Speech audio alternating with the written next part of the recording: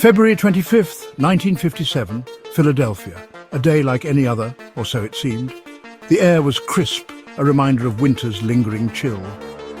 Under a sky of shifting grey clouds, the city went about its business, unaware of the darkness that was about to unfold, unaware of the secret a cardboard box held.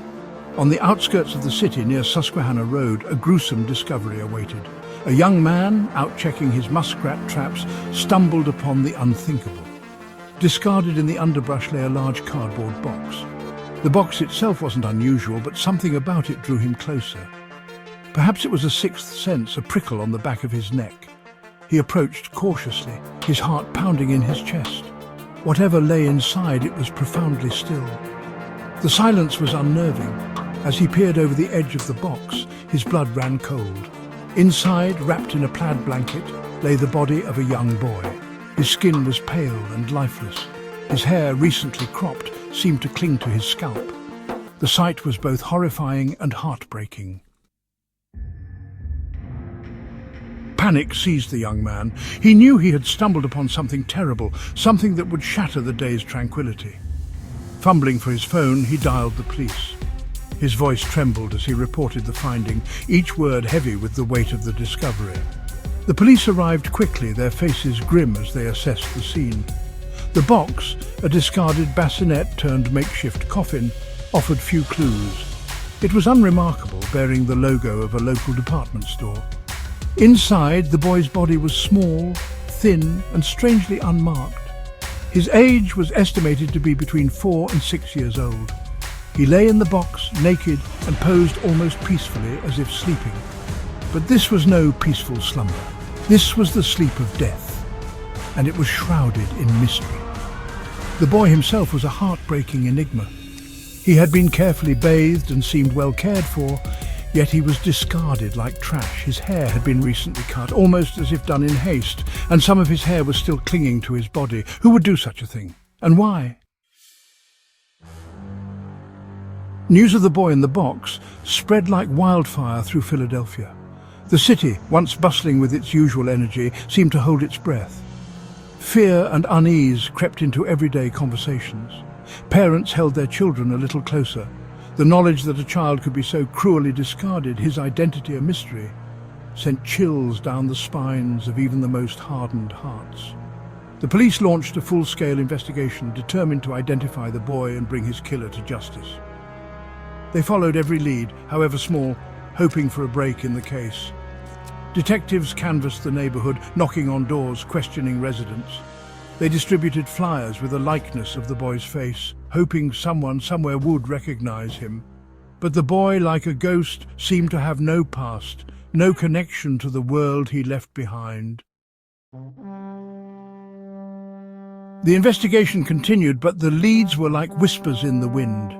Fleeting and impossible to grasp. Days turned into weeks, weeks into months, and still the boy's identity remained a mystery.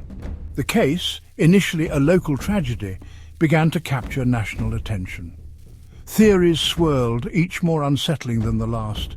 Some whispered of a family secret, a child hidden away and then disposed of. Others spoke of a transient worker passing through the city, his connection to the boy lost with his departure. Each theory, however plausible, ultimately led to a dead end. The boy in the box remained an enigma, his story a puzzle with missing pieces.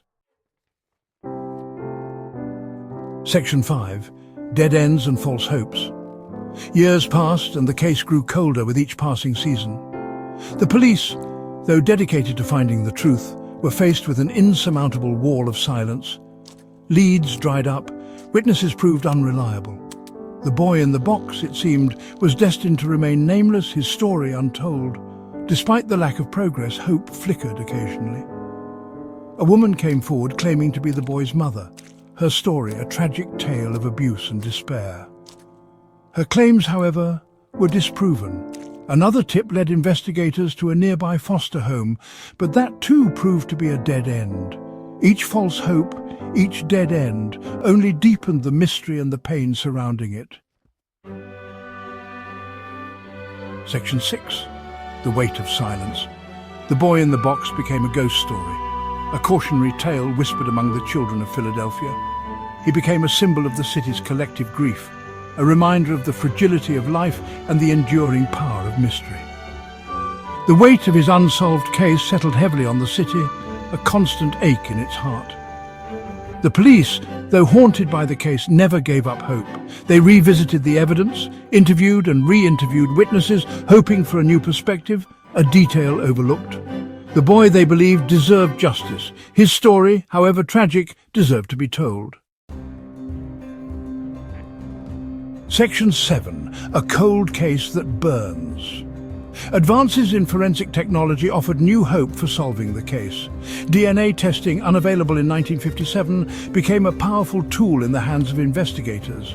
The boy's body was exhumed and samples were carefully collected. They held their breath, hoping for a match, a connection that would finally break the case open. The DNA results, while inconclusive, provided some clues. They pointed to a possible family connection in the American South. A glimmer of hope in the long darkness. Investigators followed this new lead, tracing family trees, knocking on doors decades after the crime was committed.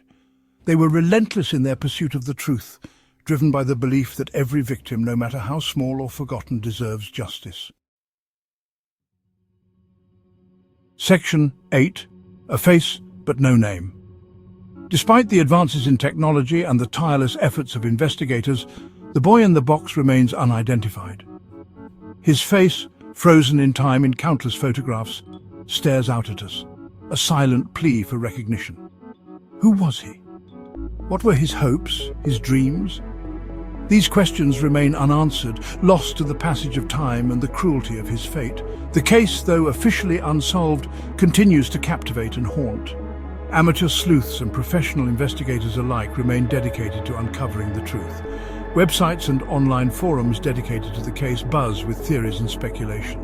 The boy in the box, it seems, has become a shared mystery, a puzzle that people from all walks of life are determined to solve. Section 9. We will not forget. The boy in the box may remain nameless, but he is not forgotten. His grave, marked by a simple headstone that reads America's Unknown Child, is a place of pilgrimage for those touched by his story.